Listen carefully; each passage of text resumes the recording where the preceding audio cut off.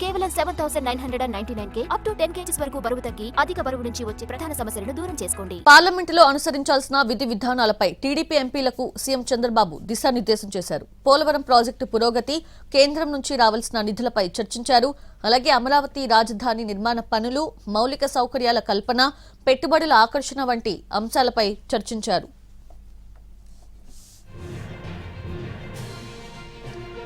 రాయలసీమకు సాగునీటిని అందించేందుకు చేపట్టాల్సిన గోదావరి, పెన్నా నదుల అనుసంధాన ప్రక్రియ, కార్యాచరణపైన చర్చ జరిపింది సమావేశం.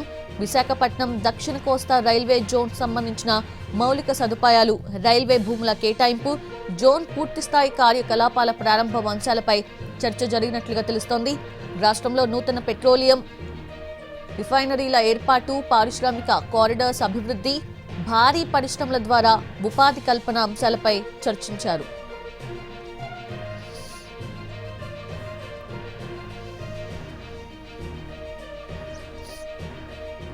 అలాగే నియోజకవర్గాల పునర్విభజన, మహిళా బిల్లు, ఎస్ఐఆర్, అయోధ్య విరాళాలతో పాటు సభలో చర్చించాల్సిన ఇతర అత్యవసర ప్రజా సమస్యలు, సమకాలీన అంశాలపై చర్చ జరిగినట్లు తెలుస్తోంది.